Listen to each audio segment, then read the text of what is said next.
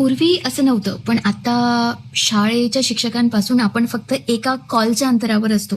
आधी शाळेत ज्याही गोष्टी घडायच्या त्या शाळेपर्यंत मर्यादित राहायच्या. मग ती मित्रमैत्रिणींसोबतची भांडणं असो, की शिक्षकांचा बसलेला ओरडा असो, की मार असो, प्रत्येकच गोष्ट घरापर्यंत येत नव्हती. ते चांगलं होतं का वाईट याबद्दल मला बोलायचं नाहीये. मला एकच गोष्ट इथं अंडरलाईन करायची आहे, की जर शाळेतून एक कॉल आला, की हॅलो तुमच्या मुलानी किंवा मुलीनं मिसबिहेव केला आहे आणि ही एक वॉर्निंग आहे आणि तुम्ही त्याला समज द्या.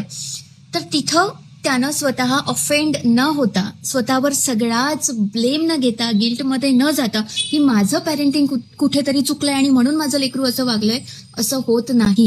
तुम्ही पॅरेंट म्हणून सगळ्याच गोष्टी व्यवस्थित करत असला तरी सुद्धा तिथं कोणती सिच्युएशन तयार झाली आणि त्या परिस्थितीत त्या लेकरांना स्वतःच्या स्वभावानुसार ट्रिगर होऊन कसं रिॲक्ट व्हावं हे प्रत्येक वेळी ठरवायला आपण तिथं नसतो. इव्हन घरी सुद्धा ते आपण ठरवू शकत नाही. आपलं काम एकच आहे की लेकरू घरी आल्याच्या नंतर त्याला कुठल्याही प्रकारची ज्याला आपण म्हणतो की भडीमार न करता प्रश्नांचा त्याच्यासोबत संवाद साधणं आणि नक्की काय घडलं ते त्याच्याही कडून समजून घेणं. कधी कधी त्याची बाजू सुद्धा एक आई म्हणून किंवा बाबा म्हणून आपण जाणून घेणं गरजेचं असतं. शिक्षकांचा पर्स्पेक्टिव्ह वेगळा असेल पण त्याच्या दृष्टीनं ती गोष्ट फार मोठी पण असू शकते.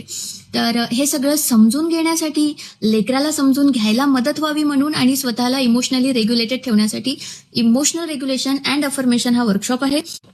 जर तुम्हाला त्याचं रेकॉर्डेड सेशन हवं असेल तर तुम्ही लिंक कसं कमेंट करा आणि तुम्हाला डिटेल्स येतील, किंवा रेकॉर्डेड नावाचं एक स्टोरी हायलाइट आहे तेही तुम्ही बघू शकता. आणि जर तुम्हाला गरजेचं वाटलं तर तुम्ही 1-on-1 माझ्यासोबत कनेक्ट होऊ शकता. Thank you so much.